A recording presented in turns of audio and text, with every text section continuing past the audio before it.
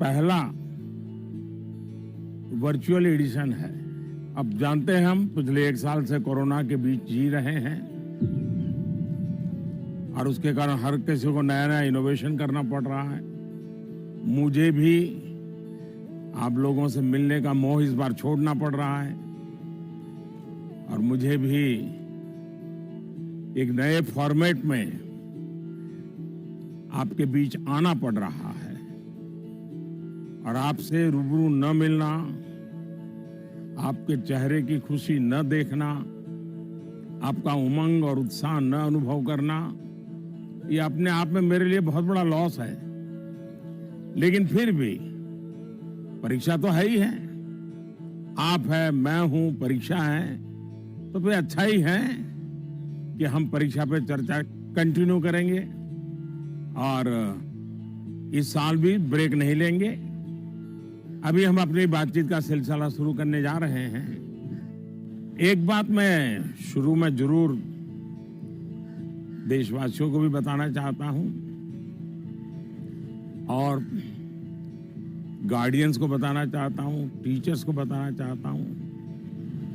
ये परीक्षा पे चर्चा है, लेकिन सिर्फ परीक्षा की ही चर्चा नहीं है। बहुत कुछ बातें हो सकती हैं। एक हल्का फुल्का माहौल बनाना है, एक नया आत्मविश्वास पैदा करना है और जैसे अपने घर में बैठ के बातें करते हैं, अपनों के बीच बात करते हैं, यार दोस्तों के साथ बात करते हैं, आइए हम भी ऐसे ही बात करेंगे आज।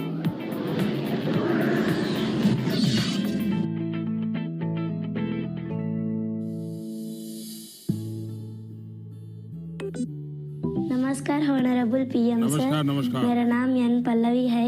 मैं 9वीं कक्षा पढ़ रही हूँ।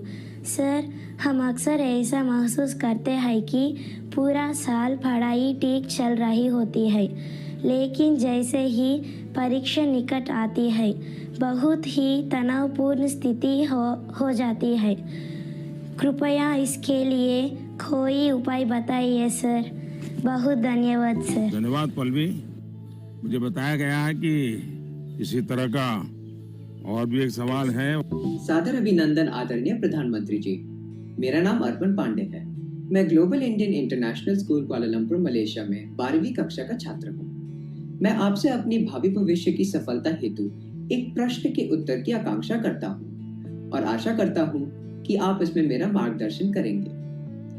मेरा प्रश्न है, परीक्षा की तैयारी के दौरान हमारे मन में आने वाले भय और तनाव से हम कैसे उभरे? कि क्या होगा अगर अच्छे अंक और अच्छा कॉलेज मिलेगा या नहीं? धन्यवाद।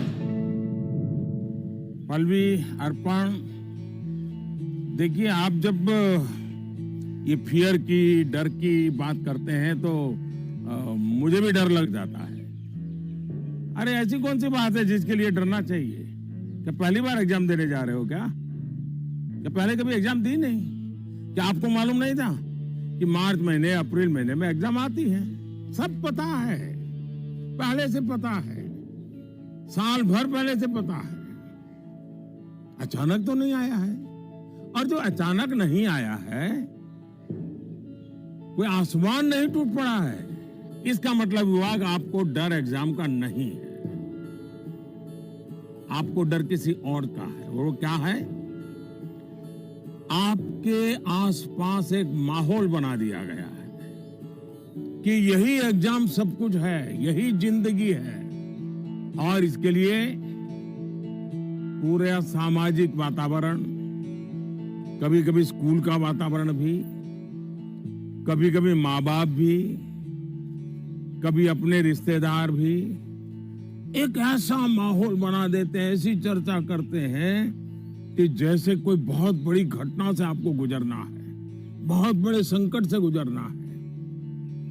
मैं उन सब से कहना चाहूंगा, खास करके मैं पेरेंट्स से कहना चाहता हूं, आपने क्या करके रख दिया है? मैं समझता हूं कि ये सबसे बड़ी गलती है। हम आवश्यकता से अधिक ओवर कॉन्शियस हो जाते हैं, हम थोड़े ज्यादा ही सोचने लग जाते हैं, और इसलिए मैं समझता हूं कि जिंदगी में ये कोई आखिरी मुकाम नहीं है। ये जिंदगी बहुत लंबी है, बहुत पड़ाव आते हैं। एक छोटा सा पड़ाव है। हमें दबाव नहीं बनाना चाहिए। चाहे टीचर हो, स्टूडेंट हो, परिवारजन हो, यार दोस्त हो, अगर बाहर का दबाव कम हो गया, खत्म हो गया, तो एग्जाम का दबाव कभी महसूस नहीं होगा। कॉन्फिडेंस फलेगा, फूलेगा, प्रेशर रिलीज हो जाएगा, डिक्रीज हो जाएगा। और बच्चों को घर में सहज तनाव मुक्त जीना चाहिए। छोटी मोटी हल्की फुल्की बातें जो रोज करते थे वैसी करनी चाहिए। देखिए दोस्तों, पहले क्या होता था? पहले माँ बाप बच्चों के साथ ज्यादा इन्वॉल्व रहते थे और सहज भी रहते थे और कई विषयों पर इन्वॉल्व रहते थे। आज जो भी इन्वॉल्व रहते हैं वो ज्यादातर कैरियर, एग्जाम, पढ़ाई, किताब, सिलेबस, मैं उसको सिर्फ इन्वॉल्वमेंट नहीं मानता हूं। और इससे इन्हें अपने बच्चों के असली सामर्थ्य का पता नहीं होता है। अगर माँ बाप ज्यादा इन्वॉल्व है तो बच्चों की रुचि, प्रकृति, प्रवृत्ति इस सबको अच्छी तरह समझते हैं और जो कमियां हैं उन कमियों को समझ करके उसको भरने की कोशिश करते हैं। और उसके कारण बालक का कॉन्फिडेंस लेवल बढ़ता है। उसकी स्ट्रेंथ माँ बाप को पता है, उसकी वीकनेसेस माँ बाप को पता है और उसके कारण माँ बाप समझते हैं कि ऐसे समय वीकनेसेस को बाजू में करो, स्ट्रेंथ को जितना बल दे सकते हो दो। लेकिन आज कुछ माँ बाप इतने व्यस्त हैं कि उन्हें बच्चों के साथ रियल सेंस में इन्वॉल्व होने का समय ही नहीं मिलता। इसका परिणाम क्या होता है? आज बच्चे के सामर्थ्य का पता लगाने के लिए पेरेंट्स को एग्जाम के रिजल्ट का शीट देखना पड़ता है और इसलिए बच्चों का आकलन भी बच्चों के रिजल्ट तक ही सीमित हो गया है। मार्क्स के परे भी बच्चे में कई ऐसी चीजें होती हैं जिन्हें पेरेंट्स मार्क ही नहीं कर पाते हैं। साथियों, हमारे यहाँ एग्जाम के लिए एक शब्द है कसौटी। मतलब खुद को कसना है। ऐसा नहीं है एग्जाम आखिरी मौका है, बल्कि एग्जाम तो एक प्रकार से एक लंबी जिंदगी जीने के लिए अपने आप को कसने का उत्तम अवसर है, एक अपॉर्चुनिटी है। समस्या तब होती है जब हम एग्जाम को ही जैसे जीवन के सपनों का अंत मान लेते हैं, जीवन मरण का प्रश्न बना देते हैं। दरअसल एग्जाम जीवन को गढ़ने का एक अवसर है, एक अपॉर्चुनिटी है, एक मौका है। उसे उसी रूप में लेना चाहिए। एक्चुअली हमें अपने आप को कसौटी पर कसने के मौके खोजते ही रहना चाहिए ताकि हम और बेहतर कर सकें। हमें भागना नहीं चाहिए। आइए दोस्तों, अगले सवाल की तरफ बढ़ते हैं। माननीय प्रधानमंत्री जी नमस्कार। मेरा नाम पुण्य सुन्या है। मैं कक्षा 11वीं की छात्र हूँ। मेरे विद्यालय का नाम विवेकानंद केंद्र विद्यालय निर्जुली, डिस्ट्रिक्ट पापुमपारे, स्टेट अरुणाचल प्रदेश है। माननीय प्रधानमंत्री जी, कुछ सब्जेक्ट्स और कुछ चैप्टर्स है जिनको लेकर मैं सहज नहीं हूँ, उनसे पीछा चुराने में लगी रहती हूँ। मैं चाहे कितनी भी कोशिश क्यों ना करूँ, मैं उन्हें पढ़ नहीं पाती हूँ। शायद ये इसलिए होता है क्योंकि मुझे उनसे डर लगता है। सर, इस स्थिति को कैसे दूर किया जा सकता है? धन्यवाद सर। चलिए, आंध्र से हम मलेशिया से अब अरुणाचल पहुंच गए और मुझे बताया गया है कि इसी प्रकार का कोई और एक सवाल भी है। माननीय प्रधानमंत्री जी नमस्कार। मेरा नाम विनीता गर्ग है और मैं SRDAV पब्लिक स्कूल में 25 वर्ष से कार्यरत हूँ। मेरा प्रश्न है, कुछ सब्जेक्ट्स ऐसे हैं जिसमें कई स्टूडेंट्स को डर का सामना करना पड़ता है, इस वजह से वह इनसे बचते हैं। इसके बारे में इतिहास या गणित जैसे विषयों के शिक्षक अच्छी तरह से समझ सकते हैं। टीचर के तौर पर इस स्थिति को और बेहतर बनाने के लिए हम क्या कर सकते हैं? ये कुछ अलग प्रकार का ही विषय मेरे सामने आया। मैं कोशिश करूंगा कि स्टूडेंट्स के मन को छू सकूं और टीचर्स की बात पर गौर के साथ कुछ समाधान बता सकूं। आप दोनों ने किसी खास सब्जेक्ट या चैप्टर से डर की बात कही है। आप लोग अकेले नहीं हैं जिनको इस स्थिति का सामना करना पड़ता हो। हकीकत तो यह है कि दुनिया में एक भी इंसान ऐसा नहीं मिलेगा जिसके ऊपर यह बात लागू न होती हो।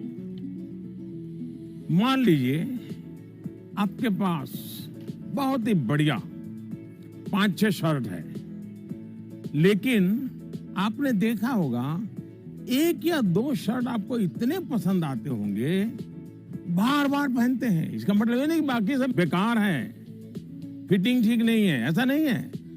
उन 2 इतने अच्छे लगते हैं कि आप उसको बार बार पहनते हैं। कई बार तो माँ बाप भी इन चीजों के लिए गुस्सा करते हैं कि कितनी बार इसको पहनोगे। अभी 2 दिन पहले तो पहना था। पसंद नापसंद मनुष्य का स्वभाव है और कभी कभी पसंद के साथ लगाव भी हो जाता है। और इसमें डर की, दुविधा की क्या बात है कि हमने डरना चाहिए? दरअसल होता क्या है, जब आपको कुछ चीजें ज्यादा अच्छी लगने लगती हैं तो उनके साथ आप बहुत कंफर्ट हो जाते हैं, बहुत कंफर्टेबल लगता है, सहज हो जाते हैं। लेकिन जिन चीजों के साथ आप सहज नहीं होते, उनके तनाव में आपकी 80% एनर्जी आप उसी में लगा देते हैं। और इसलिए स्टूडेंट से मैं यही कहूंगा कि आपको अपनी एनर्जी को इक्वली डिस्ट्रीब्यूट करना चाहिए। सभी विषयों में बराबर बराबर। आपके पास पढ़ाई के लिए 2 घंटे हैं तो उन घंटों में हर सब्जेक्ट को समान भाव से पढ़िए। अपने समय को इक्वल डिस्ट्रीब्यूट करिए। साथियों, आपने देखा होगा टीचर्स, माता पिता हमें सिखाते हैं कि जो सरल है वो पहले करें। ये आम तौर पर ये कहा जाता है और एग्जाम में तो खास तौर पर बार बार कहा जाता है कि जो सरल उसको पहले करो भाई, जब टाइम बचेगा तब वो कठिन है उसको हाथ लगाना। लेकिन पढ़ाई को लेकर मैं समझता हूं ये सलाह आवश्यक नहीं है और उपयोगी भी नहीं है। मैं जरा इन चीज को अलग नजरिए से देखता हूं। मैं कहता हूं जबकि पढ़ाई की बात हो तो कठिन जो है उसको पहले लीजिए। आपका माइंड फ्रेश है, आप खुद फ्रेश हैं, उसको अटेंड करने का प्रयास कीजिए। जब कठिन को अटेंड करेंगे तो सरल तो और भी आसान हो जाएगा। मैं अपना अनुभव बताता हूं। जब मैं मुख्यमंत्री था, तो प्रधानमंत्री बना, तो मुझे भी बहुत कुछ पढ़ना पड़ता है, बहुत कुछ सीखना पड़ता है, बहुतों से सीखना पड़ता है, चीजों को समझना पड़ता है। तो मैं क्या करता था, जो मुश्किल बातें होती है, जिसके निर्णय थोड़े गंभीर होते हैं, मैं मेरे सुबह जो शुरू करता हूं तो कठिन चीजों से शुरू करना पसंद करता हूं। मुश्किल से मुश्किल चीजें मेरे अफसर मेरे सामने लेकर के आते हैं, क्योंकि उनको मालूम है कि वो मेरा एक अलग मूड होता है। मैं चीजों को बिल्कुल तेजी से समझ लेता हूँ, निर्णय करने की दिशा में आगे बढ़ता हूँ। मैंने अपना एक नियम बनाया है, कोशिश की है। और जो सरल चीजें हैं दिन भर की थकान के बाद रात देर हो जाती है तो चलो भाई, अब उनको मैं ज्यादा दिमाग खपाने की जरूरत नहीं हो, कोई गलती होने का कारण नहीं है, तो उन चीजों को मैं फिर देर रात तक खींच लेता हूं। लेकिन सुबह जब उठता हूं तो फिर कठिन से ही मुकाबला करने के लिए निकल पड़ता हूं। दोस्तों, एक और बात हमें अपने आप से सीखनी चाहिए। आप देखिए, जो लोग जीवन में बहुत सफल हैं वो हर विषय में पारंगत नहीं होते, लेकिन किसी एक विषय पर, किसी एक सब्जेक्ट पर उनकी पकड़ जबरदस्त होती है। अब जैसे लता दीदी है, लता मंगेशकर जी की पूरे दुनिया में नाम है, हिंदुस्तान के हर जुबान पे नाम है, लेकिन अगर कोई जाकर के उनको कहे कि आज हमारे क्लास में आइए और ज्योग्राफी पढ़ाइए, हो सकता है वो न भी पढ़ा भी पाए, मैं नहीं जानता हूं कि वो पढ़ा पाए न पढ़ा पाए, लेकिन लता जी की महारत ज्योग्राफी में शायद न भी हो, लेकिन संगीत की दुनिया में उन्होंने जो किया हुआ है, एक विषय पर जिस प्रकार से अपना जीवन खपा दिया है, आज वो हर एक के लिए प्रेरणा का कारण बन गई है। और इसलिए आपको भले कुछ सब्जेक्ट मुश्किल लगते हो, ये कोई आपके जीवन में कोई कमी नहीं है। आप बस ये ध्यान रखिए कि इस मुश्किल लगने वाले सब्जेक्ट की पढ़ाई से खुद को दूर मत कीजिए, उसे भागिए मत। वहीं टीचर्स के लिए मेरी सलाह ये है, वो विद्यार्थियों से उनको टाइम मैनेजमेंट के संबंध में, उसके तौर तरीके के संबंध में, सिलेबस के बाहर जाकर के भी कभी उनसे बातें करें, उनसे चर्चा करें, उनको गाइड करें। विद्यार्थियों को टोकने के बजाय उन्हें गाइड करें। टोकना, रोकना, उसका प्रभाव मन पे और ज्यादा नेगेटिव फैलता है। प्रोत्साहित करने से वो कॉन्सेंट्रेटेड ताकत के रूप में कन्वर्ट हो जाता है। कुछ बातें क्लास में सार्वजनिक तौर पर जरूर कहें ताकि सबका प्रबोधन होगा, लेकिन बहुत सी बातें ऐसी होती हैं जब किसी एक बच्चे को बुला करके चलते चलते थोड़ा सर पे हाथ रख करके बहुत ही प्यार से कहें, बेटा देखो भैया तुम इतने बढ़िया करते हो, जरा देखो इसको जरा थोड़ा ये कर लीजिए, देखिए तुम्हारे में बहुत बड़ी ताकत है, आप देखिए ये बहुत काम आएगा, बहुत काम आएगा। एक काम करिएगा, आपके जीवन में ऐसी कौन सी बातें थी जो कभी आपको बहुत कठिन लगती थी और आज आप उसको बड़ी सहजता से कर पा रहे हैं? ऐसे कुछ कामों की लिस्ट बनाइएगा। जैसे साइकिल चलाना कभी आपको कठिन लगा होगा, लेकिन अब वही काम आप बहुत सरलता से करते लेते होंगे। कभी तैरने की बात आई होगी, बहुत डर लगा होगा, उतरने से भी डर लगा होगा, लेकिन आप अच्छे तरह आज तैरना सीख गए होंगे। मतलब जो कठिन था उसको आपने कन्वर्ट कर दिया।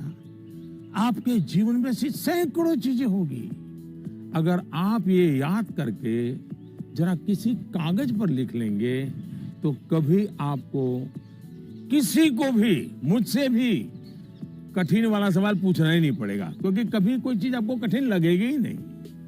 मुझ पे भरोसा कीजिए दोस्तों, एक बार करके देखिए। Honorable Prime Minister Ji, Vanakkam. I am Neil Anand, studying 12th standard in Vivekananda Kendra Vidyalaya Metric Higher Secondary School, Kanyakumari. Dear sir, during this pandemic situation, after the online classes, we all get more free time than usual. I would like to know how can we make the best use of our free time. My thanks to our Honorable Prime Minister for giving this opportunity. Vanakkam.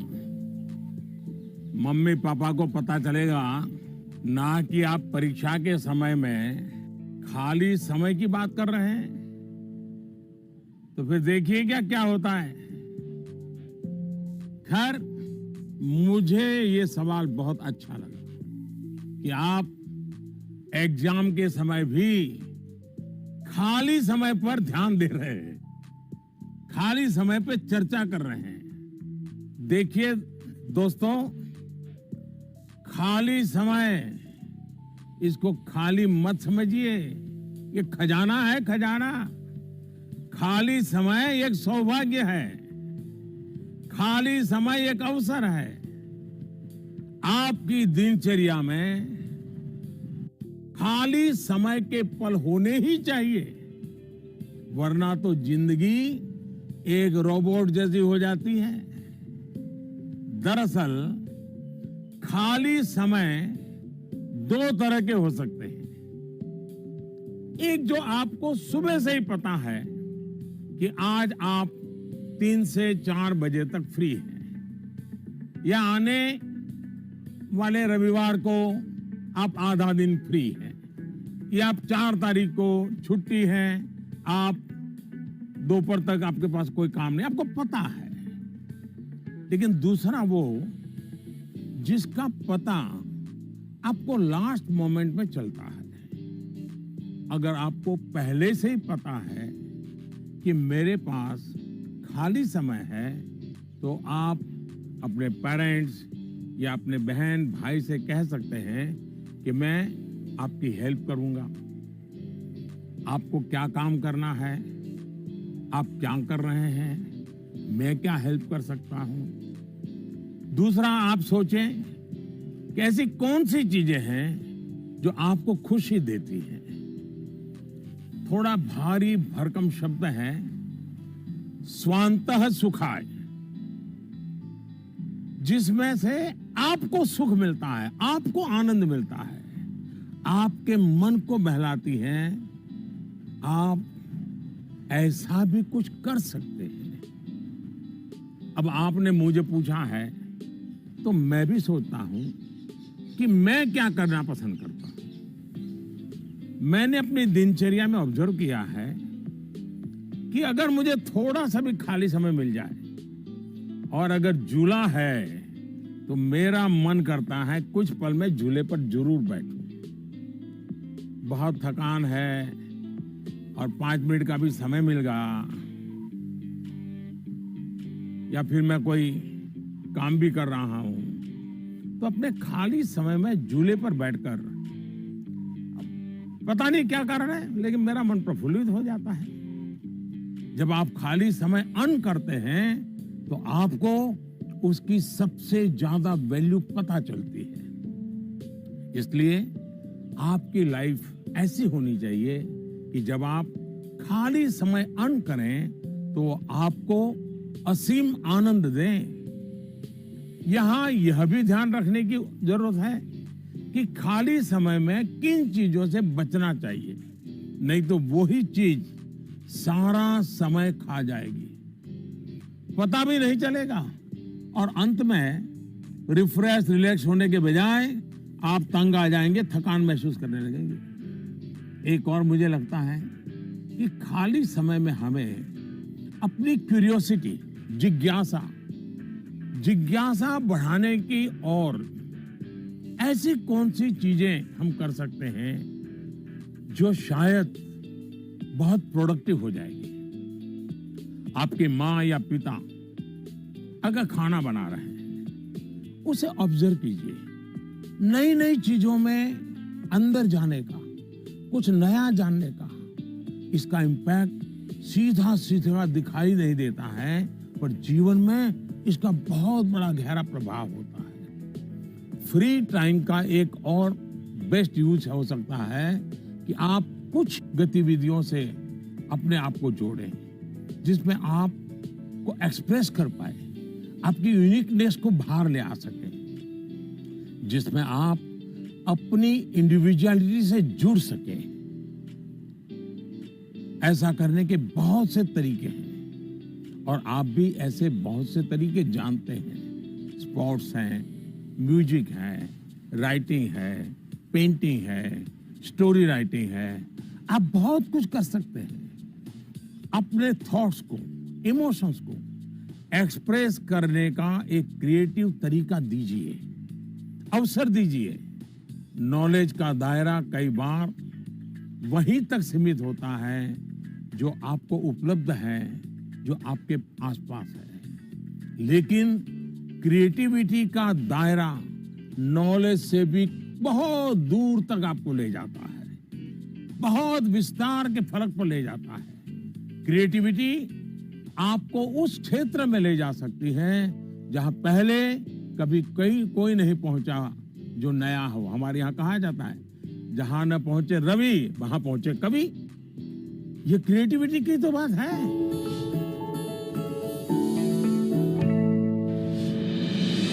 With the world's largest COVID vaccination drive, India is leading the way. As the vaccine reaches every corner of the nation, do not forget the mantra, Dawai bhi, Kadai bhi.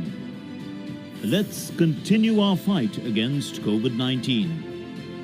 Vaccination along with social distancing, sanitization and masks. Mask up, India! Put your mask on and cover your nose and be safe. Mask up, India.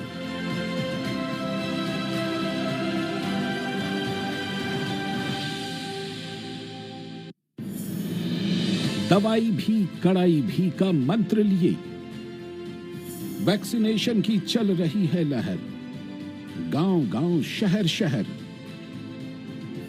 लेकिन जब इतना किया है सब्र, तो थोड़े और समय रखें कोरोना पर कड़ी नजर। ना छोड़ें 2 गज दूरी, सैनिटाइजेशन और मास्क की सावधान डगर। रहें इस खतरे से सचेत हर प्रहर। कोरोना को हराना है तो मास्क जरूर लगाना है। Mask up, India! दवाई भी कड़ाई भी, और इसीलिए जब भी अपने घर से बाहर निकले अपने मुंह और नाक को ढक के रखें। Mask up, India.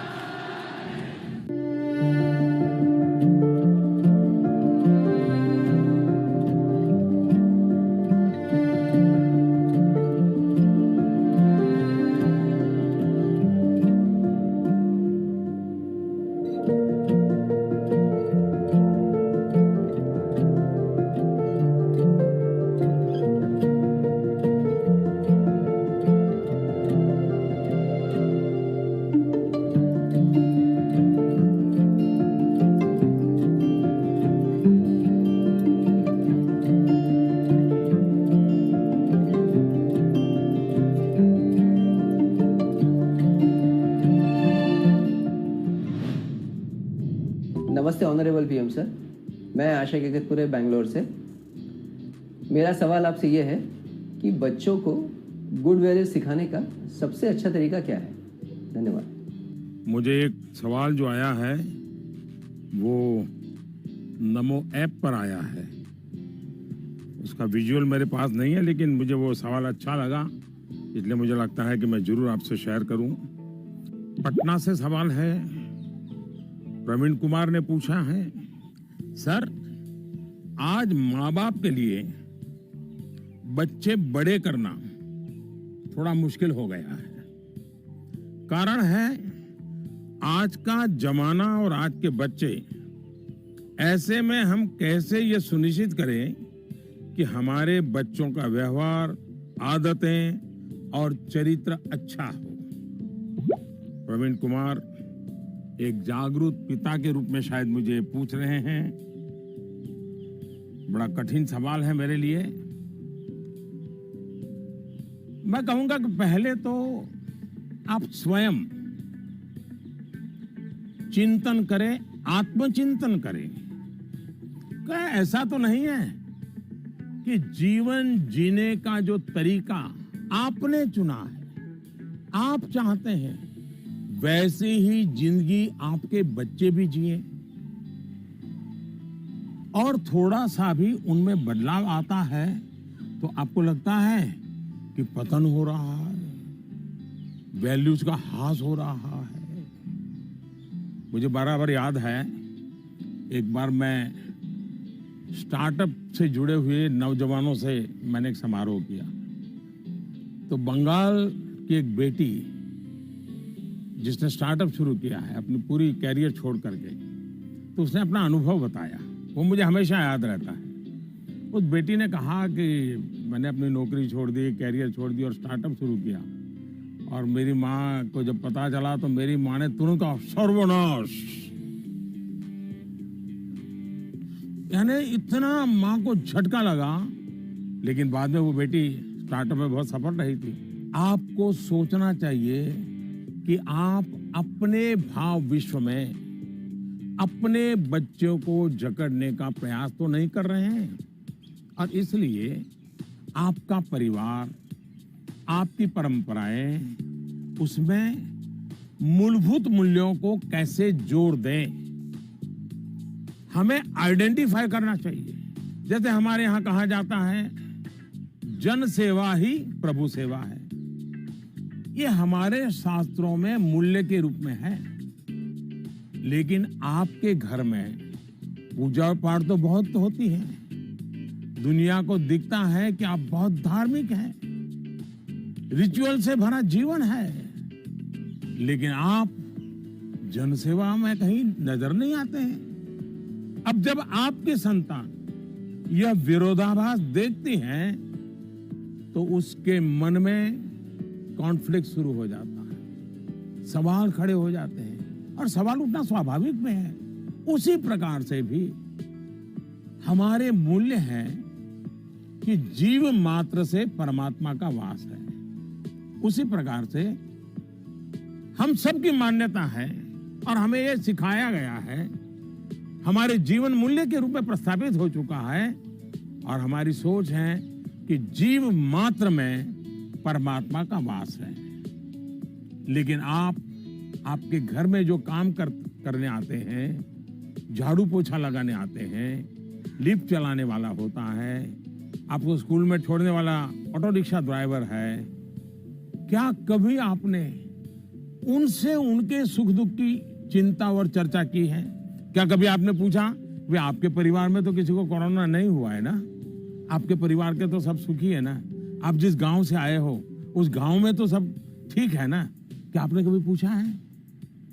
अगर आप ऐसा करते तो आपको अपने बच्चे को मूल्य नहीं सिखाने पड़ते। मैं आप पर सवाल नहीं खड़े कर रहा, एक सामान्य व्यवहार की बात कर रहा हूं। कुछ लोग वाकई ऐसा नहीं करते। बच्चे का बर्थडे होता है, बहुत सारी तैयारियां होती हैं। कितने लोग अपने घर में काम करने वालों से कहते हैं कि जो भी काम करना है 5 बजे तक पूरा कर दो, 6 बजे जब मेहमान आना शुरू हो जाएंगे तब तुम भी हमारे परिवार के मेहमान के रूप में कपड़े पहन करके, अच्छे कपड़े पहन करके परिवार के सबको लेकर के आ जाना। आप देखिए आप उनसे क्या कहते हैं। आज घर में बहुत से मेहमान जाने वाले हैं, देर तक रुकना पड़ेगा। आप ऐसा कहने के बजाय क्या कहते हैं, देखो कल बहुत मेहमान आने वाले हैं, बहुत काम है, तुम घर बता के आ जाना, देर से आऊंगा, देर से आऊंगी। यानी आपका बच्चा देख रहा है कि इतना बड़ा उत्सव है घर में, लेकिन वो जो मेरे लिए मेहनत करते हैं दिन रात, वो तो इसमें हिस्सेदार ही नहीं है। और तभी उस बच्चे के मन में टकराव शुरू होता है। मैं आपको एक और उदाहरण देता हूं। हम कहते हैं बेटा बेटी एक समान, ये मूल्य है हमारे यहाँ देव रूप की जो कल्पना की गई है, उसमें स्त्री भगवान का उतना ही महत्व है। लेकिन हमारे घर के वातावरण में बेटे और बेटी के बीच जाने अनजाने में जो ट्रीटमेंट किया जाता है, उसमें असमानता होती है। उसके बाद जब वही बेटा समाज जीवन में जाता है, तो उसके द्वारा नारी समानता में कुछ न कुछ कमी की संभावना बन ही जाती है। ये सही है कि परिवार के संस्कार अच्छे होते हैं तो बुराइयां हावी नहीं होती हैं, लेकिन 19-20 का ही फर्क होता है। बेटे के व्यवहार में कुछ न कुछ कमी रह जाती है। इसलिए हमने जो अपना भाव विश्व बनाया हुआ है वो जब व्यवहार की कसौटी पर खरा नहीं उतरता है तब बच्चों के मन में अंतर्द्वंद शुरू हो जाता है। इसलिए मूल्यों को कभी भी थोपने का प्रयास न करें, मूल्यों को जीकर प्रेरित करने का प्रयास करें। आखिरकार बच्चे बड़े स्मार्ट होते हैं, जो आप कहेंगे उसे वो करेंगे या नहीं करेंगे ये कहना मुश्किल है, लेकिन इस बात की पूरी संभावना होती है कि जो आप कर रहे हैं वो उसे बहुत बारीकी से देखता है और दोहराने के लिए लालायित हो जाता है।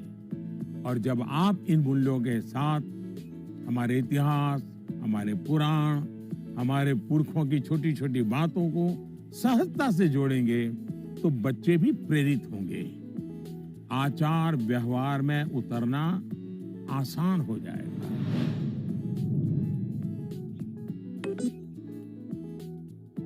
नमस्कार सर, मैं प्रतिभा गुप्ता, कुंदन विद्या मंदिर लुधियाना से। सर, मेरा आपसे सवाल ये है कि हमें हमेशा काम करवाने के लिए बच्चों के पीछे भागना पड़ता है, तो हम कैसे उन्हें सेल्फ मोटिवेटेड बना सकते हैं ताकि वे अपनी चीजें खुद करें? धन्यवाद। आप बुरा न माने तो मैं जरा इस विषय में आपसे अलग राय रखता हूं। मुझे लगता है कि बच्चों के पीछे इसलिए भागना पड़ता है क्योंकि उनकी रफ्तार हमसे ज्यादा है। ये बात सही है कि बच्चों को सिखाने की, बताने की, संस्कार देने की जिम्मेदारी परिवार के सबकी है, लेकिन कई बार बड़े होने के बावजूद हमें भी तो जरा मूल्यांकन करना चाहिए। हम एक सांचा तैयार कर देते हैं और बच्चे को उसमें ढालने की कोशिश करते रहते हैं और समस्या यहीं से शुरू होती है। हम इसे सोशल स्टेटस का सिंबल बना देते हैं। अक्सर माता पिता अपने मन में कुछ लक्ष्य तैयार कर लेते हैं, कुछ पैरामीटर बना लेते हैं और कुछ सपने भी पाल लेते हैं। फिर अपने उन सपनों और लक्ष्यों को पूरा करने का बोझ बच्चों पर डाल देते हैं। हम अपने लक्ष्यों के लिए बच्चों को जाने अनजाने में, माफ करना मुझे, मेरा शब्द कहीं कठोर लगेगा, जाने अनजाने में हम बच्चों को इंस्ट्रूमेंट मानने लगते हैं और जब बच्चों को उस दिशा में खींचने में विफल हो जाते हैं तो ये कहने लगते हैं कि बच्चों में मोटिवेशन और इंस्पिरेशन की कमी है। किसी को भी मोटिवेट करने का पहला पार्ट है ट्रेनिंग, प्रॉपर ट्रेनिंग। एक बार बच्चे का मन ट्रेन हो जाएगा तब उसके बाद मोटिवेशन का समय शुरू होगा। ट्रेनिंग के कई माध्यम, कई तरीके हो सकते हैं। अच्छी किताब, अच्छी मूवीज, अच्छी कहानियां, अच्छी कविताएं, अच्छे मुहावरे या अच्छे अनुभव, ये सब एक प्रकार से ट्रेनिंग के ही टूल्स हैं। जैसे कि आप चाहते हैं आपका बच्चा सुबह उठ करके पढ़े, आप उसे कहते हैं, बोलते भी हैं, डांटते भी हैं, लेकिन आपको सफलता नहीं मिलती। लेकिन क्या आपके घर में कभी ऐसी किताबों की चर्चा होती है जिसमें इनडायरेक्टली सुबह उठने के फायदों की चर्चा हो? हमारे यहाँ आध्यात्मिक जीवन के लोग ब्रह्म मुहूर्त से ही उनका दिवस प्रारंभ हो जाता है और वो उसी के नॉर्म्स का पालन करते हैं। तो दूसरी ओर आजकल 5 AM क्लब की भी चर्चा होती है।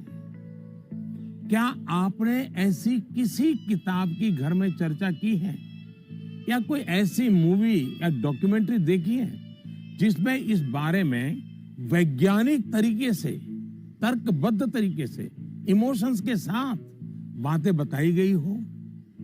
ये एक बार करके देखिए। सुबह उठने के लिए बच्चे की ट्रेनिंग खुद ही हो जाएगी। एक बार मन ट्रेन हो गया, मन में बच्चा समझ गया कि सुबह उठने का क्या फायदा है, तो फिर वो खुद मोटिवेट होने लगेगा। यही तो एनवायरनमेंट क्रिएशन होता है जिसकी घर में सबसे ज्यादा जरूरत है।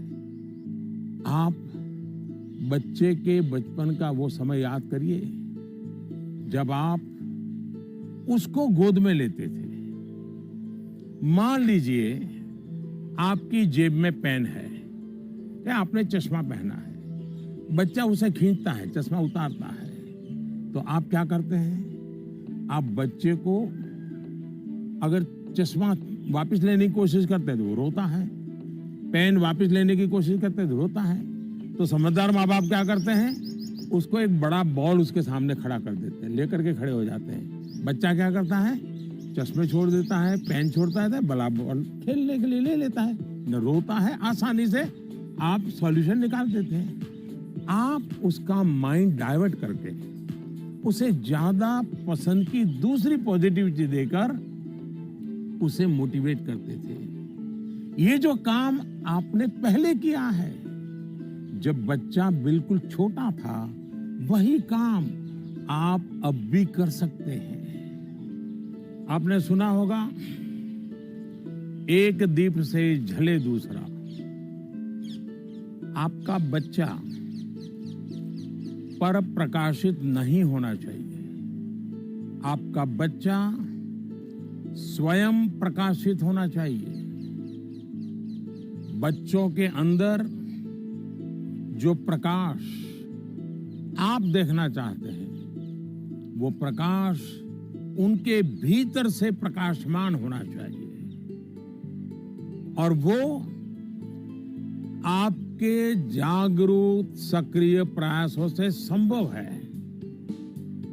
आप अपने एक्शंस में जो बदलाव दिखाएंगे वो बच्चे बहुत बारीकी से ऑब्जर्व करेंगे। यहां एक और बात की ओर मैं आपका ध्यान दिलाऊंगा। बच्चों को कभी भी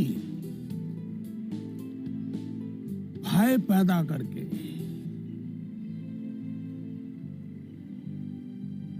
ये होगा तो ये होगा, ऐसा होगा तो ऐसा होगा, कृपा करके ऐसी कोशिश मत कीजिए।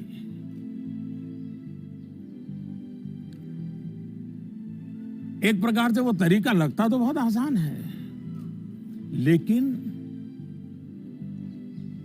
इससे एक तरह से नेगेटिव मोटिवेशन की संभावनाएं बढ़ जाती है। जैसे ही आपने जो हवा खड़ा किया है वो खत्म हो जाता है, बच्चे का मोटिवेशन भी खत्म हो जाता है। और इसलिए पॉजिटिव मोटिवेशन साथ साथ बार बार पॉजिटिव रीइंफोर्समेंट पर बल देते रहना चाहिए। मोटिवेशन का जो मंत्र बच्चों के लिए है, एक प्रकार से वो हम सबके लिए भी है, मनुष्य मात्र के लिए है। Namaste, Prime Minister sir. My name is Tanay and I am a student of Salmiya Indian Model School, Kuwait. Sir, I have a question to ask you that how to prepare ourselves for the battle of life. Thank you, sir. NaMo app पर मसूरी उत्तराखंड श्रीमान अशरफ खान ने लिखा है, sir हम सब जब अपने बड़े कजिन्स या दोस्तों से बात करते हैं तो वो कहते हैं कि अभी स्कूल में तो तुमने जीवन देखा ही कहाँ है। जीवन की असली कसौटी तो स्कूल से बाहर निकल करके होगी। मेरा सवाल यह है कि आज हम अपने आप को कल की चुनौतियों के लिए कैसे तैयार करें। तनय, आप तो कुवैत से मुझसे बात कर रहे हो, लेकिन तनय कभी किसी ने इस बात को मार्क किया है कि तुम्हारे जो आवाज है वो गॉड गिफ्टेड है? क्या कभी तुम्हारे माँ बाप ने, कभी आपके दोस्तों ने, कभी आपके टीचर्स ने कभी कहा है कि आपका ध्यान गया है? आज आपका सवाल सुनने के बाद, खैर रिकॉर्डेड है, लेकिन मैं पक्का मानता हूं कि आपको एक बहुत ही विशिष्ट प्रकार की आवाज परमात्मा ने दी है। कभी उस पर ध्यान दीजिए, ये आपकी बहुत बड़ी विरासत बन सकती है। खैर, मैं तनय की बातों की ओर चला गया, लेकिन जो सवाल आपने पूछे हैं, पहली बात तो ये कि जो लोग आपको ये कहते हैं उनके कहने का तरीका भले ऐसा होता है कि वो आपको सलाह दे रहे हैं, लेकिन मन के भीतर की सच्चाई को देखें तो वो अपने आप को हीरो बनाने की कोशिश कर रहा होता है, या फिर वो अपनी असफलताओं को इसलिए बड़ा बनाकर दिखाता है ताकि उसे एक एस्केप रूट मिल सके, और इसलिए वो दिखाता है कि उसके सामने बहुत बड़ी बड़ी चुनौतियां हैं। इस विषय में मेरा सीधा सीधा मंत्र है, एक कान से सुनिए और दूसरे कान से निकाल दीजिए। हाँ, ये सवाल बहुत स्वाभाविक है कि 10वीं या 12वीं के बाद क्या? ये हर बच्चे के मन में होता है, और न मैं इससे इनकार कर सकता हूं और न कोई और उससे इनकार कर सकता है। बहुतों के लिए ये सवाल चिंता और निराशा फैलाने वाला हो सकता है। दुर्भाग्य से आज के चकाचौंध भरे युग में सेलिब्रिटी के कल्चर के कारण और उसका प्रभाव होने के कारण स्टूडेंट लाइफ में एक धारणा बन गई है कि जो टीवी पर आता है, जिसकी अखबारों में चर्चा होती है, वैसा कुछ बनना है, वैसा कुछ करना है। ये बुरी बात नहीं है, लेकिन जीवन की सच्चाई से ये बहुत दूर है। ये जो प्रचार माध्यमों में 1000-2000 लोग हमारे सामने आते हैं, दुनिया इतनी छोटी नहीं है। इतनी बड़ी विश्व व्यवस्था, इतना लंबा मानव इतिहास, इतनी तेजी से हो रहे परिवर्तन बहुत सारे अवसर लेकर के आते हैं। जीवन की सच्चाई ये है कि जितने लोग हैं उतनी विभिन्नताएं हैं, जितने लोग हैं उतने अवसर भी है। हमें अपनी जिज्ञासा का दायरा बहुत बड़ा करने की आवश्यकता है, उसको विस्तार देने की आवश्यकता है, और इसलिए आवश्यक है कि 10वीं क्लास में, 12वीं क्लास में भी आप अपने आसपास के जीवन को ऑब्जर्व करना सीखिए। आपके आसपास इतने सारे प्रोफेशन हैं, नेचर ऑफ जॉब्स हैं, और बदलते हुए नेचर ऑफ जॉब्स हैं। खुद को ट्रेन करिए, अपने स्किल बढ़ाइए और उसका लाभ उठाइए।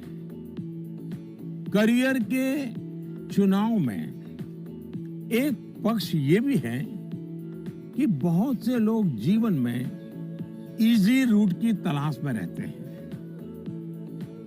बहुत जल्दी वाहवाही मिल जाए, आर्थिक रूप से बड़ा स्टेटस बन जाए, ये इच्छा ही जीवन में कभी कभी, हर बार नहीं लेकिन कभी कभी अंधकार की शुरुआत भी करने का कारण बन जाती है। फिर ये अवस्था ऐसी होती है जिसमें सपने पालना और देखना जरा अच्छा लगता है, सपनों में खोए रहना अच्छा लगता है। सपने देखना अच्छी बात है, लेकिन सपने को लेकर के बैठे रहना और सपनों के लिए सोते रहना ये तो सही नहीं है। सपनों से आगे बढ़कर अपने सपनों को पाने का संकल्प ये बहुत महत्वपूर्ण है। आपको सोचना चाहिए कि आपका वो कौन सा एक सपना है जिसे आप अपने जीवन का संकल्प बनाना चाहेंगे। जैसे ही आप ये संकल्प ले लेंगे, आपको आगे का रास्ता भी उतना ही साफ दिखाई देने लगेगा। माननीय प्रधानमंत्री जी प्रणाम। माफ करिएगा, मेरा सवाल परीक्षा पे आधारित नहीं है, पर कृपया करके आप इस पे हंसिएगा नहीं। आजकल के बच्चे प्रॉपर खाना नहीं खाना चाहते, सारा टाइम चिप्स, चॉकलेट और जंक पे उनका ध्यान रहता है। आप कृपया करके हमें ये बताइए कि हमें इसके बारे में क्या करना चाहिए।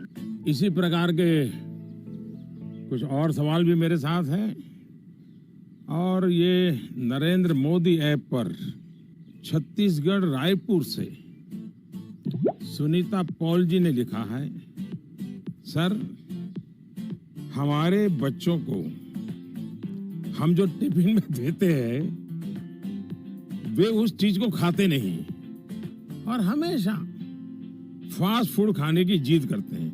कृपया इस मुद्दे पर हमारा मार्गदर्शन करें। मैं समझ नहीं पा रहा हूं कि मैं ये सारे सवाल सुनकर के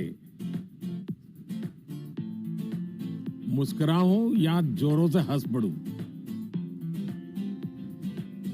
अगर इस मुद्दे पर हम मनोवैज्ञानिक तरीके से आगे बढ़े तो शायद इसका समाधान आसान हो जाएगा। हमारी जो ट्रेडिशनल खाने की चीजें हैं, मनोवैज्ञानिक रूप से उनके प्रति हम सहज रूप से गौरव का भाव पैदा करें। उसकी जो विशेषता है उसकी बात करें।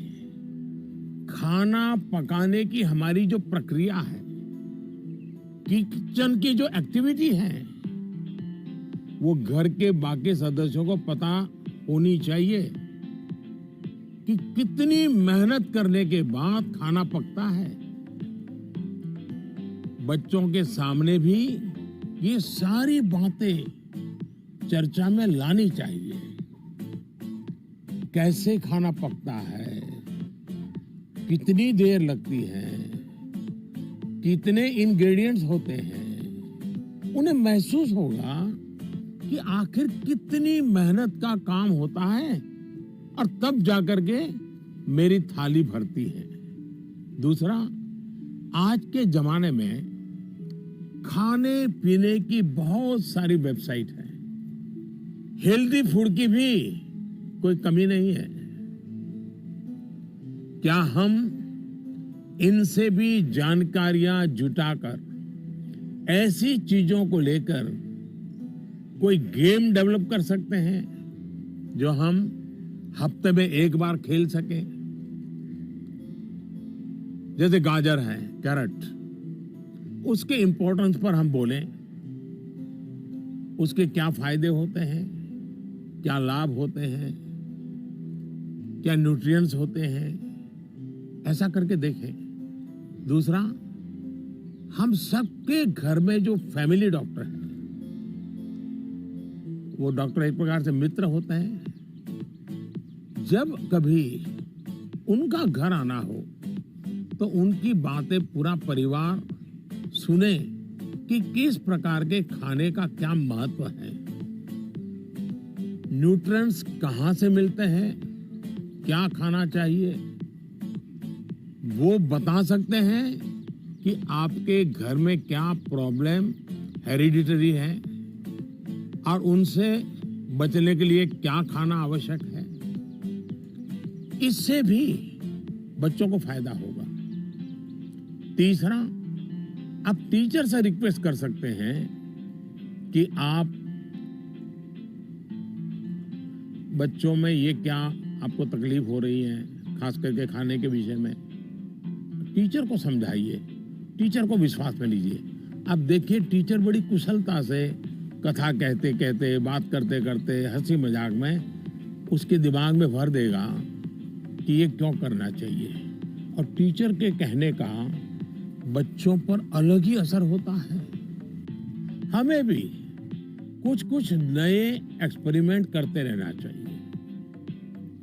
मैंने काफी ऐसे उदाहरण देखे हैं जहां परिवार में ट्रेडिशनल खाना ही बच्चों को मॉडर्न रंग रूप में बनाकर दिया जाता है, तो उससे बच्चों में भी उसको लेकर एक स्वाभाविक आकर्षण पैदा होता है। खैर, ये मेरे सिलेबस के बाहर का विषय है, लेकिन हो सकता है शायद मेरी कुछ बातें काम आ जाए आपको।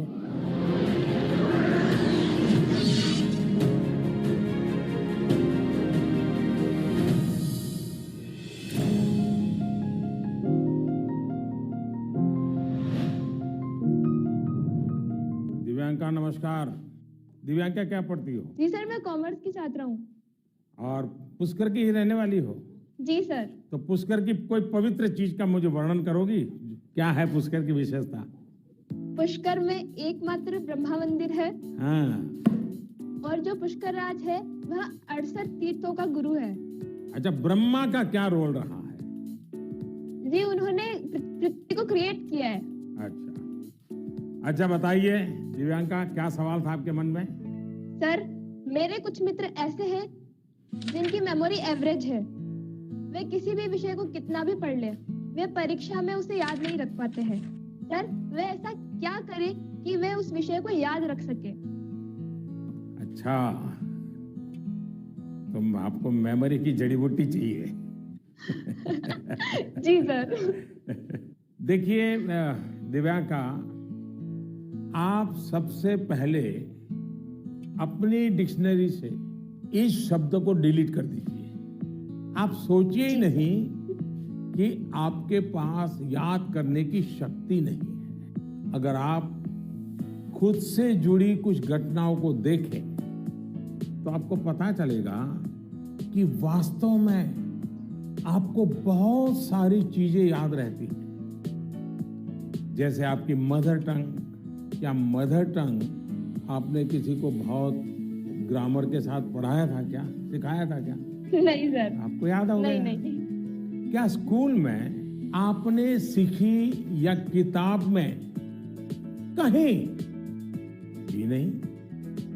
हाँ, ये सब सुन करके सीख ली। तो यही वो चीजें हैं, जरा सोचिए कि आपको जो पसंद है, क्या इन चीजों को याद रखने के लिए आपने कभी कोशिश की थी? वो बातें जिनसे आप पूरी तरह जुड़ गए हैं, मग्न हो गए हैं, वो बातें जो आपका हिस्सा बन गई हैं, आपके विचार प्रवाह का हिस्सा बन गई हैं, उन्हें आप कभी नहीं भूलते हैं। दूसरे शब्दों में कहूं तो ये मेमोराइज नहीं है, एक्चुअली ये इंटरनलाइज है। और इंटरनलाइज करना यही इसका एक अच्छा रास्ता है। और इसलिए आपको याद करने पर जोर देने के बजाय आपको उसे जीने की कोशिश करनी चाहिए। सहजता, सरलता, समग्रता के साथ। आपके पास भी वही सारी शक्तियां हैं जो किसी बहुत टैलेंटेड व्यक्ति के पास होती है। सोचिए, अपने भाई या बहन के साथ अगर आपका झगड़ा हुआ हो तो वो आपको एकदम याद रहता है, आप उसे भूलते नहीं है।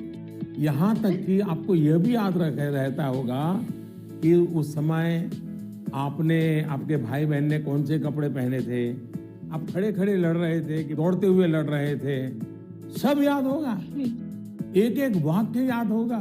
जी सर। यानी इसका एक मतलब यह है कि आप उसमें फुली इन्वॉल्व थे, आप उस क्षण को पूरी तरह जी रहे थे। साफ है कि चीजें याद रहे, प्रॉपरली रिकॉल कर सके, उसके लिए आप जिस क्षण में हैं उस क्षण में ही रहना और उसमें पूरी तरह से इन्वॉल्व रहना बहुत जरूरी है।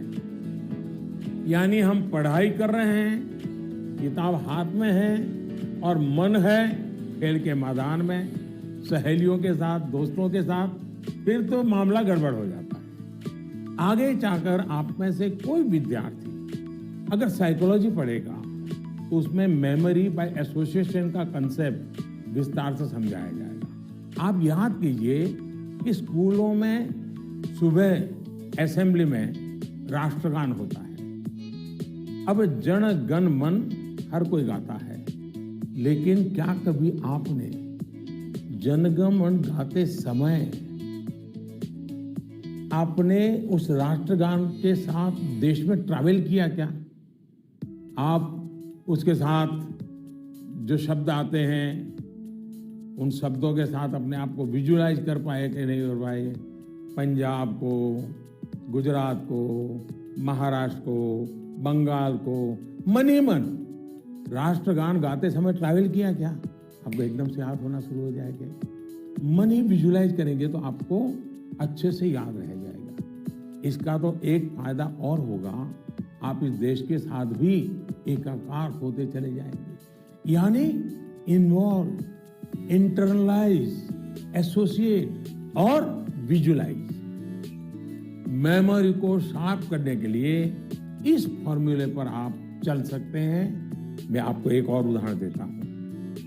आपके पास नोटबुक्स होती हैं, अलग अलग विषयों की किताबें होती हैं। आप जब भी घर से निकले ये तय करके निकले कि बैग में इतने नंबर पर इस विषय की नोटबुक होगी और इतने नंबर पर इस विषय की किताब होगी। चौथे नंबर पे हो सकती है, तीसरी पर हो जाए। और आपने अगर 3 नंबर पर हिस्ट्री की किताब रखी है, 5 नंबर पर भूगोल की किताब रखी है, तो जब भी आप हिस्ट्री की किताब निकालने जाएं तो बिल्कुल आंख बंद करके 3 नंबर की किताब निकालते हैं आप।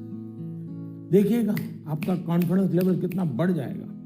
चलिए, मुझे अच्छा लगा, आपसे बात करने का मौका मिला और मैं राजस्थान के लोगों को भी और पुष्कर की पवित्र धरती को भी आज यहाँ से नमन करता हूँ। बहुत बहुत धन्यवाद।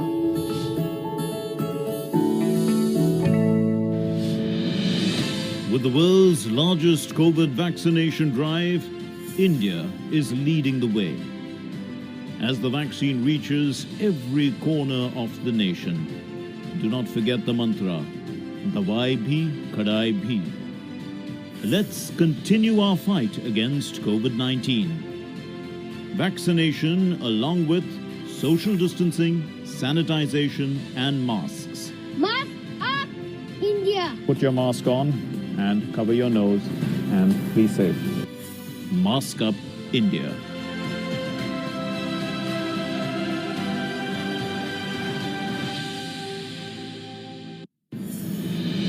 दवाई भी कड़ाई भी का मंत्र लिए वैक्सीनेशन की चल रही है लहर, गांव-गांव, शहर-शहर।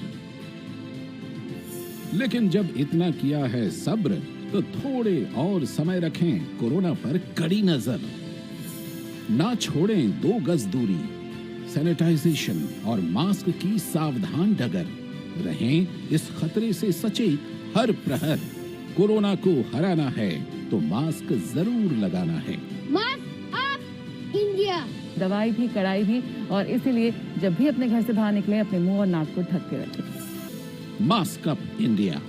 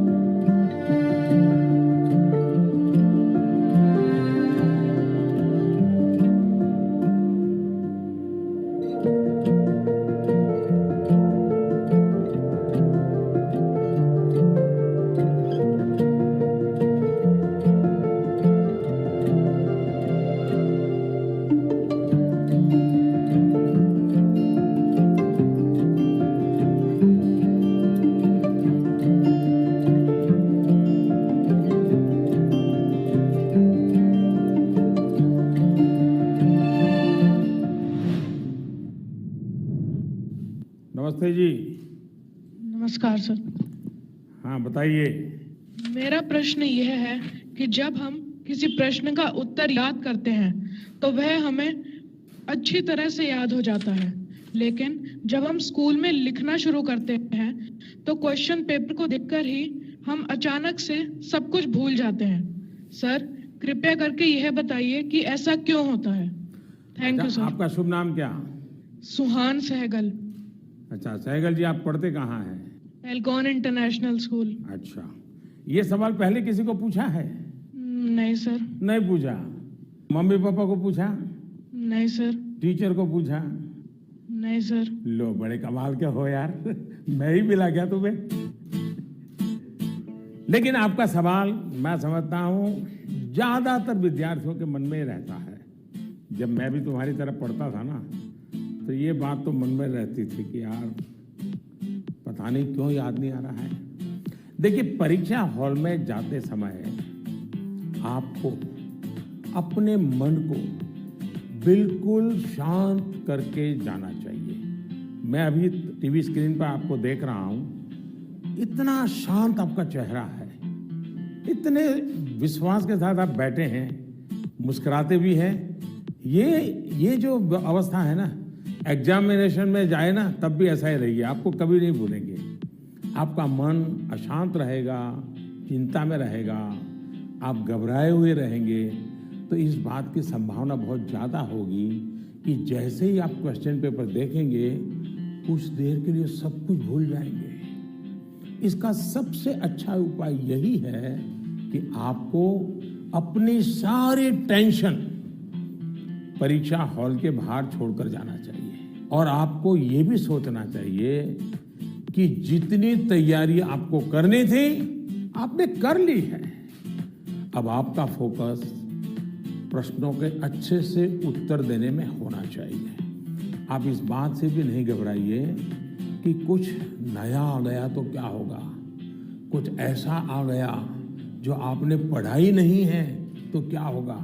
और मैं सभी को कहूंगा, परीक्षा के तनाव को कम करने के लिए बिना टेंशन लिए परीक्षा देने के लिए बहुत सारी एक्टिविटीज, बहुत सारे उपाय आपको एग्जाम वॉरियर बुक में दिए गए हैं। और अभी भी एग्जाम वॉरियर बुक को एक मैंने नया एडिशन, मुझे कोरोना में थोड़ा समय मिल गया तो मैंने इसको थोड़ा इम्प्रूवमेंट भी किया है, कुछ एडिशन भी किया है। इस बार इसमें बच्चों के लिए ही मंत्र नहीं है, बल्कि मैंने पेरेंट्स के लिए भी काफ़ी कुछ लिखा है। कई सारी एक्टिविटीज नमो ऐप पर भी दी हुई है। आप इसमें पार्टिसिपेंट करके अपने मित्रों के साथ शेयर भी कर सकते हैं। और मुझे विश्वास है थोड़ा सा प्रयास कीजिए, मन में से निकल जाएगा और आपको पक्का फायदा होगा। और आपके साथियों और मैं आपसे चाहूंगा कि आपको जब भी फायदा हो तो मुझे लिख करके दीजिए। एग्जाम वॉरियर पढ़ करके मुझे चिट्ठी लिखिए, लिखोगे ना? जी सर। वाह, शाबाश। Thank you sir. नमस्ते जी। मेरा नाम भारवी पोपट है। मैं गुजरात अहमदाबाद के ग्लोबल मिशन इंटरनेशनल स्कूल संस्कार धाम के कक्षा 11वीं कॉमर्स की छात्रा हूँ। श्रीमान, इस कोरोना काल में उद्योग, व्यापार, सरकार को भी तकलीफ आई होगी, लेकिन क्या आपने सोचा है कि विद्यार्थियों को क्या तकलीफ आई? सर, इस संकट को मैं अपने जीवन में किस रूप में याद रखूं? ऐसा लगता है कि हम छात्रों का एक साल निरर्थक हो गया हो। मेरी जगह आप होते तो क्या करते? आपका मार्गदर्शन हमें दिशा देगा। धन्यवाद। धारवी आपका छोटा भाई है? बड़ा भाई, छोटा भाई कोई है घर में? छोटी बहन है। हैं? छोटी बहन है सर। छोटी बहन है, अच्छा। जी सर। छोटी बहन को ऐसे ही डांटती हो जैसे अभी कह रही थी? नहीं सर। है? ऐसे आंखें खोल करके बोल रही थी। अच्छा, साबरमती आश्रम पहले आई थी कि आज पहली बार आई? सर, फर्स्ट टाइम आई हूँ आज। फर्स्ट टाइम आई हो? कितने साल से अहमदाबाद में रह रही हो? 6 years सर। अच्छा, तो 6 साल से रह रही हो और आपको कभी मन नहीं कर गया कि भारत की आजादी का इतना महत्वपूर्ण स्थान, वहां कभी जाना चाहिए? आज तो सुबह से आ गए होंगे आप लोग? जी सर, बिल्कुल। तो आपने देखा क्या? आज सब चीजें देखी क्या? हाँ सर, देखी। मन को शांति का अनुभव हुआ? हाँ सर, बहुत शांति का अनुभव हुआ। देखिए, जा करके अपने संस्कार धाम के दोस्तों को भी कहो कि साबरमती आश्रम जाना चाहिए, और अपने परिवार और मित्रों के भी कहो कि साबरमती आश्रम जाना चाहिए और वहाँ की शांति का अनुभव करना चाहिए। कुछ पल मौन वहाँ बैठना चाहिए। करोगे? हाँ सर। अच्छा, अब आप चलिए, आपके सवाल पर आता हूँ। मैं तो एकदम से धार्मिक को उपदेश ही देने लग गया था। देखिए, आपकी बात बिल्कुल सही है। जहां तक कोरोना का प्रश्न है, मैं तो इसे इस रूप में देखता हूं कि जो गलती आपने नहीं की, उसका खामियाजा आपको उठाना पड़ा। ये आपके लिए जीवन की एक सीख है कि कई बार जीवन में बहुत कुछ अचानक घटता है, अकल्पनीय घटता है, और इन घटनाओं पर आपका कोई नियंत्रण नहीं होता है। कोरोना में भी हम कह सकते हैं कि बच्चों का, युवाओं का जो नुकसान हुआ है वो बहुत बड़ा है। बचपन के लिए तो 1 साल का नुकसान बड़ी इमारत की नींव में एक खालीपन जैसा है। इस कमी को भरना आसान नहीं है। स्कूल एज मतलब हंसना, खेलना, मिट्टी में खेलना, मिट्टी उछालना, गर्मी, सर्दी, बरसात, हर चीज का आनंद, दोस्तों के साथ, क्लासरूम में, टीचर के साथ गप्पे मारना, बातें करना, घर की छोटी सी भी घटना चारों दौर एकदम से बता देना, उनके बीच रहना, ये सब जीवन की विकास यात्रा के लिए बहुत अनिवार्य होता है। इन सब चीजों से आप सहज ही कितना कुछ सीख सकते हैं। आपको भी लगता ही होगा, कोरोना काल के पहले का समय आप याद करते होंगे तो सोचते होंगे कि कितना कुछ मिस किया है। लेकिन कोरोना काल में अगर काफी कुछ खोया है तो बहुत कुछ पाया भी है। कोरोना की सबसे पहली सीख तो यही है कि आपने जिस चीज को, जिन जिन लोगों को मिस किया, उनकी आपके जीवन में कितनी बड़ी भूमिका है, ये इस कोरोना काल में ज्यादा पता चला है। आपको इस बात का एहसास हुआ कि किसी को भी फॉर ग्रांटेड नहीं लेना चाहिए। खेलकूद हो, स्कूल में फिजिकल क्लासेस हो, या फिर आपके घर के पास सब्जी बेचने वाले, कपड़े प्रेस करने वाले, पास के बाजार के दुकानदार, जिन लोगों को, जिन बातों को आपने रूटीन समझ लिया था, उनका जब मिस करते हैं तब उनका सबका महत्व हम सबको अनुभव होता है, आपको भी पता चला है। इसलिए इस दिशा में आपको लगातार जागरूक रहना चाहिए और लाइफ लॉन्ग इस लेसन को याद रखना चाहिए। कोरोना के बाद भी इन चीजों की उपेक्षा नहीं करनी चाहिए। वहीं आपको यह भी याद रहना चाहिए, जीवन को सच्चे अर्थ में जीने के लिए कितनी कम चीजों की जरूरत होती है। दूसरा, इस एक साल में आपको कहीं ना कहीं जाने अनजाने में आपको खुद के भीतर झोंकने का, खुद को जानने का एक अवसर भी मिला होगा। कोरोना काल में एक और बात ये भी हुई है कि हमने अपने परिवार में एक दूसरे को ज्यादा नजदीकी से समझा है। कोरोना ने सोशल डिस्टेंसिंग के लिए मजबूर किया, लेकिन परिवारों में इमोशनल बॉन्डिंग को भी इसने मजबूत किया है। कोरोना काल ने यह भी दिखाया है कि एक संयुक्त परिवार की ताकत क्या होती है, घर के बच्चों के जीवन निर्माण में उनका कितना रोल होता है। मैं चाहूंगा कि सोशल साइंस के लोग, हमारी यूनिवर्सिटीज इस पर रिसर्च करें, कोरोना काल के फैमिली लाइफ पर स्टडी करें, कैसे इस संकट से मुकाबला करने में संयुक्त परिवार ने समाज को ताकत दी। इस पहलू को खंगाले।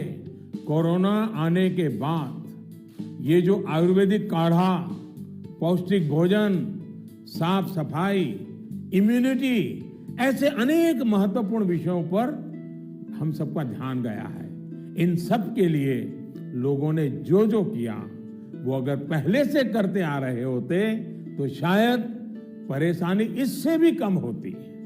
लेकिन अच्छा है, अब ये बदलाव लोगों ने अपने जीवन में शामिल कर लिया है, और इसलिए मैं यही कहूंगा, ये बहुत बड़ी बात है कि परिवार के बच्चे ऐसे गंभीर पहलुओं पर सोच रहे हैं, बात कर रहे हैं। धन्यवाद बेटा, धन्यवाद। नमस्कार। प्रति माननीय प्रधानमंत्री महोदय, সকলো অসমবাসী ৰাইজৰ ফালৰ পৰা মই অভিনন্দন জ্ঞাপন কৰিলোঁ। माननीय प्रधानमंत्री महोदय, मैं कृष्टि सैकिया केंद्र विद्यालय IIT गुवाहाटी की 10वीं कक्षा की छात्रा हूँ और समस्त असमवासियों की ओर से आपको प्रणाम। सर, नई पीढ़ी के एक बच्चे के तौर पर हम अपने पेरेंट्स और अपने बीच की जनरेशन गैप को हमेशा कम करना चाहते हैं। तो प्राइम मिनिस्टर सर, हम ये किस प्रकार कर सकते हैं? कृपया अपने मार्गदर्शन दीजिए। क्या नाम बताया बेटा? सर, क्रिस्टी सैकिया। इतनी बढ़िया हिंदी कैसे बोल लेती हो? धन्यवाद सर। चलिए, आपका सवाल तो बहुत अच्छा है। एक विद्यार्थी के रूप में आपने जो सवाल पूछा है, उसके लिए मैं आपकी बहुत सराहना करता हूं। ये बताता है कि आप उस मुद्दे को लेकर कितने संवेदनशील हैं। आप न केवल इस विषय को समझ रहे हैं, बल्कि दो पीढ़ियों के बीच जनरेशन गैप कम हो, इसका भी प्रयास कर रहे हैं। लेकिन मुझे पेरेंट्स से इस विषय पर बात करनी है। एक बात जो पेरेंट्स को डिसाइड करनी है, क्या वो बुढ़ापे की ओर जाना चाहते हैं या फिर अपनी उम्र कम करना चाहते हैं। और आप भी बेटा अपने मम्मी पापा को जरूर ये सवाल पूछना। अगर पेरेंट्स बुढ़ापे की तरफ जाना चाहते हैं तो बेशक अपने बच्चों के साथ डिस्टेंस बना लें, गैप बढ़ाते रहें। अगर आपको नव जीवन की ओर आगे बढ़ना है, अपनी उम्र घटानी है, युवा बने रहना है, तो आप अपने बच्चों के साथ गैप कम कीजिए, क्लोजनेस बढ़ाइए। ये आपके फायदे वाला है। आप याद करिए, जब आपका बच्चा 1 साल की उम्र का था तो आप उसके साथ कैसे बातें करते थे? तब आप उसे हंसाने के लिए कैसी कैसी आवाजें निकालते थे? आप अपने चेहरे के भांति भांति के एक्सप्रेशन बनाकर कैसे उससे बात करते थे? ऐसा करते हुए क्या कभी आपने सोचा कि कोई देखेगा तो क्या कहेगा? कभी आपने सोचा कि लोग आपको ऐसा करते हुए देखेंगे तो ये कहेंगे ये कैसे चेहरे बना रहा है, कैसी आवाज निकाल रहा है? क्या कभी उस समय आपने ये सोचा कि आपके बच्चे के मन में क्या चल रहा होगा? आपको उस समय आनंद आया, इसलिए आपने ये किया। आपने किसी की परवाह नहीं की, यानी आप सब कुछ छोड़कर खुद एक बच्चे बन गए। बच्चे से खेलने के लिए आप खुद खिलौना बन गए और बच्चे के खिलौनों से भी उतना ही चाव से खेले। आप याद करिए, कभी आप घोड़ा बने होंगे, कभी बच्चे को पीठ पर बिठाकर चले होंगे, कभी कंधे पर बिठाकर घर पर घूमे होंगे, कभी 4 पैर करके चले होंगे। बच्चा रोया होगा तो उसे चुप कराने के लिए आप भी झूठ-मूठ कर रोए होंगे। तब आपको कोई फर्क नहीं पड़ता था कि देखने वाला क्या कहेगा, घर के बाकी लोग क्या कहेंगे, समाज क्या कहेगा, दोस्त क्या कहेगा, कुछ नहीं सोचा। क्या कभी सोचा था? आप उसका आनंद लेते हैं और ऐसा बच्चे के 5-6 साल की उम्र तक चलता रहता है। जैसे ही बच्चा थोड़ा बड़ा होता है तो एक लेवल पर मेंटेलिटी ऐसी हो जाती है कि माँ बाप बच्चे को डोमिनेट करना चाहते हैं, बच्चे को हर चीज सिखाना चाहते हैं। अचानक जो दोस्त थे वो दोस्त न रहकर बच्चे के इंस्ट्रक्टर बन जाते हैं और कभी कभी इंस्पेक्टर भी बन जाते हैं। साथियों, बच्चा जब बाहर की दुनिया में पैर रखता है तो बहुत सी बातें ऑब्जर्व करता है। घर में जो देखा था उससे कुछ ज्यादा, कुछ अलग, कुछ नया वो देखने लगता है। उस समय आपकी ये जागरूक जिम्मेदारी है कि उस नए वातावरण में आपका बच्चा और अधिक फले फूले। और इसका उत्तम तरीका है कि आप उसके मन से जुड़े, उसके मन से ही करें और उसकी हर बात को इमोशनली अटैच होकर के सुने। ऐसे नहीं फोन कर रहे हैं और वो बोल रहा है, ऐसा नहीं होना चाहिए। बिल्कुल उसके साथ जुड़िए। आपको जो पसंद नहीं, अगर वो काम आपका बच्चा करके आया है तो उसको डांटिए मत, टोकिए मत, बस सुनते रहिए। सुनते समय उसको लगना चाहिए कि आप उसको कितना प्यार करते हैं। हाँ, लेकिन जो चीज अच्छी नहीं है उसको मन में रजिस्टर करके रखिए। और ये ग्रोइंग एज के बच्चों के लिए करना बहुत जरूरी होता है। आप जितना हो सके उसकी बात सुनिए, उसकी बात समझिए। आप इंस्ट्रक्टर बनकर उसे सुबह से शाम तक क्या करना है ये मत समझाइए। बार बार ये मत पूछिए कि मैंने ये कहा था, क्या क्या किया। बस अपनी आंखें खुली रखिए, कान खुले रखिए, उस पर ध्यान रखिए। उसमें सुधार से जुड़ी जो बातें आपने रजिस्टर की हैं, जो आपको ठीक नहीं लगा, उसे ठीक करने के लिए बहुत विचार करके एक एनवायरनमेंट क्रिएट करिए ताकि उसे खुद ही लगे कि वो कहाँ गलत कर रहा है। जब माँ बाप बच्चों के साथ हम उम्र बनकर ही जुड़ते हैं तो कोई इश्यू नहीं होता है। जैसे बच्चा कोई नया गाना सुन रहा है, कोई नया म्यूजिक सुनकर आनंद ले रहा है, तो आप भी उसके साथ उस आनंद में शामिल होने की कोशिश करिए। आप उसको मत कहो कि 30 साल पहले हमारे जमाने में तो वो गाना था, हम वो बजाएंगे। नहीं, ऐसा मत करो।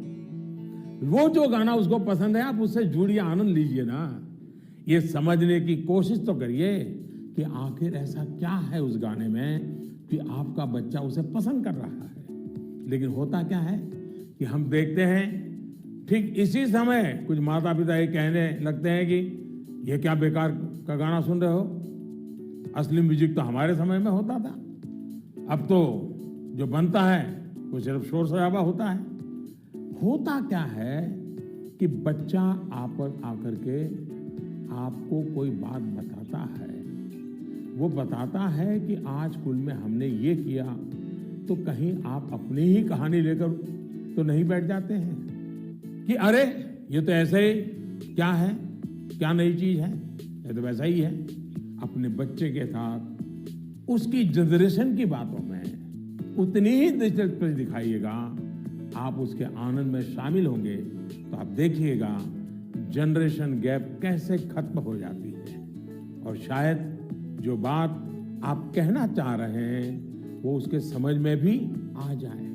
और इसलिए जनरेशन गैप को कम करने के लिए बच्चों और बड़ों को एक दूसरे को समझना होगा, खुले मन से गपशप करनी होगी, खुलकर बातें करनी होगी, समझना होगा, सुनना होगा और फिर आपको बदलने की तैयारी भी रखनी होगी। चलिए, असम से इतना बढ़िया सवाल मुझे मिला, जरा मैं लंबा ही जवाब दे गया, लेकिन मुझे अच्छा लगा। बहुत बहुत धन्यवाद बेटा।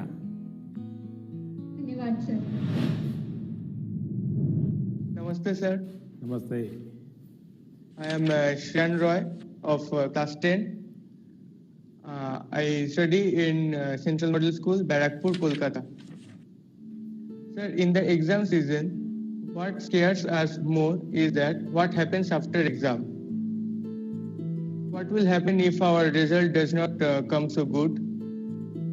Is failure in examination is actually the failure in our life too? अरे यार, ऐसा कैसे सोचते हो, हैं? अगर आप एग्जाम वॉरियर किताब पढ़ते तो ये सारे सवालों के जवाब आप खुद ही लोगों को दे देते। लेकिन आपका सवाल महत्वपूर्ण है और शायद ऐसे सवाल बार बार उठते भी हैं और बार बार जवाब देने भी होते हैं। एक बार कहने से बात बनने वाली नहीं है। और मैं ये बात पूरे खुले मन से कहना चाहता हूं कि दुर्भाग्य से शिक्षा के क्षेत्र में और पारिवारिक जीवन में सोचने का दायरा इतना सिमट गया है। परीक्षा में आपके जो नंबर आए वो आपकी योग्यता का पैमाना नहीं हो सकते। भारत ही नहीं, दुनिया में आप ऐसे बहुत से सफल लोगों को देखेंगे जो क्लास में नंबरों में भले अच्छे नहीं थे, लेकिन आज वो अपनी फील्ड में सर्वश्रेष्ठ हैं। ये परीक्षा सिर्फ एक पड़ाव है। इस परीक्षा में नंबर कम आने का मतलब ये नहीं होना चाहिए कि आपके जीवन में बहुत बड़ा नुकसान हो गया।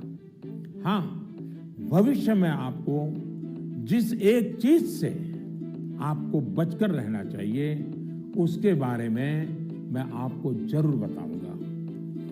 एक नई तरह की कुरीति आ रही है समाज में, जिसे हम डेस्टिनेशन फीवर कह सकते हैं। मतलब दूसरे अगर किसी एक डेस्टिनेशन पर हैं तो उन्हें देखकर अपना डायरेक्शन तय करना।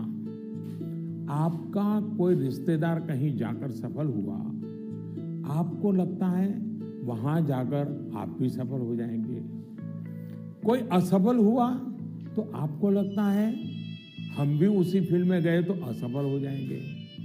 हमें लगता है वो स्टूडेंट इस दिशा में गया, इस क्षेत्र में गया, ये बना, उस क्षेत्र में उसने ये नाम कमाया, तो हम भी वही करेंगे, तभी हमारा जीवन सफल होगा। ये सोच सही नहीं है दोस्तों। इसी सोच का परिणाम है कि बहुत से स्टूडेंट्स इतने तनाव में जी रहे हैं। आप जो पढ़ते हैं वो आपके जीवन की सफलता और विफलता का पैमाना सिर्फ यही एकमात्र नहीं हो सकता। आप जो जीवन में करेंगे वो आपकी सफलता और असफलता को तय करेंगे। आप लोगों के प्रेशर, सोसाइटी के प्रेशर, माता पिता के प्रेशर, इन सब से बाहर निकलिए। हमें पोटेंशियल को जानने के लिए मैदान में कूदना ही पड़ता है। मुझे लगता है कि आपको अपना जवाब मिल गया होगा। साथियों, मुझे बहुत अच्छा लगा आप सबसे वर्चुअली मिलने का मुझे मौका मिला। मैं आप सबका बहुत बहुत धन्यवाद करता हूं। वाकई मुझे बहुत आनंद आया। आप सबसे बात करना मेरे लिए भी एक उमंग से कम नहीं होता है, आनंद से कम नहीं होता है। मुझे लगता है कि आप सभी को भी जरूर उसमें से कुछ न कुछ बातें काम आएगी। जरूरी नहीं है कि मैंने जो कहा है उसी पर चलना चाहिए। सोचिए, अपने तरीके से सोचिए। साथियों, आज मैं आपको एक बड़े एग्जाम के लिए तैयार करना चाहता हूं। ये बड़ा एग्जाम है जिसमें हमें 100% मार्क लेकर के पास होना ही है। ये है अपने भारत को आत्मनिर्भर बनाना।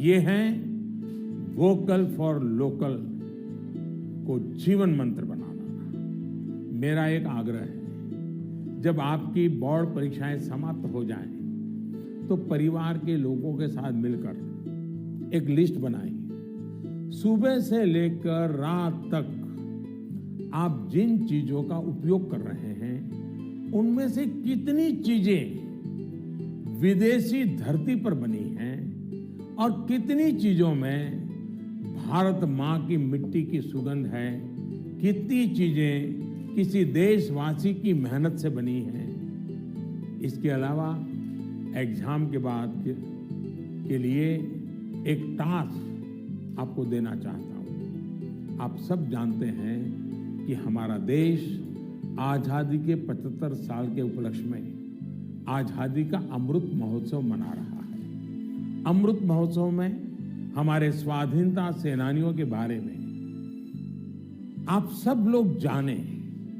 आजादी की लड़ाई के बारे में जाने। इसके लिए देश ने एक अभियान शुरू किया है। आपको इस अभियान से जुड़ना है। आप अपने राज्य की आजादी की लड़ाई से जुड़ी 75 घटनाएं खोजकर निकालिए। ये किसी व्यक्ति के संघर्ष में जुड़ी हो सकती हैं, किसी क्रांतिवीर से जुड़ी हो सकती हैं। इन घटनाओं को आप अपनी मातृभाषा में विस्तार से लिखिए। इसके अलावा हिंदी, इंग्लिश में लिख सके तो भी अच्छा होगा। आप इसको साल भर का प्रोजेक्ट बनाइए और डिजिटल तरीके से इसे कैसे करें, इसके लिए अपने टीचर से भी गाइडेंस लीजिए। आप अपने टीचर से बात करिए, अपने पेरेंट्स से, दादा दादी से बात करिए। आप क्या कर सकते हैं, इस पर चर्चा करिए। साथियों, गुरुदेव रविंद्रनाथ टैगोर ने लिखा है, मैंने स्वप्न देखा कि जीवन आनंद है। मैं जागा और पाया कि जीवन सेवा है। मैंने सेवा की और पाया कि सेवा में ही आनंद है। आप खुद भी देखिए, जब हमारी इच्छाएं, हमारे लक्ष्य देश की सेवा से जुड़ जाते हैं, तो हम करोड़ों जीवनों से जुड़ जाते हैं। इसलिए बड़े सपने रखने हैं, देश के लिए सोचना है। मुझे पूरा भरोसा है आप ये एग्जाम बहुत अच्छे मार्क्स से पास करेंगे। उसके बाद जीवन में बहुत आगे जाएंगे। इसलिए खूब पढ़िए, खूब खेलिए, खूब मस्ती करिए। रिजल्ट के बाद मुझे अपने संदेश भी जरूर भेजिएगा, मुझे इंतजार रहेगा। इन्हीं शुभकामनाओं के साथ सभी मेरे युवा साथियों का, नन्हे नन्हे दोस्तों का बहुत बहुत धन्यवाद। अनेक अनेक शुभकामनाएं।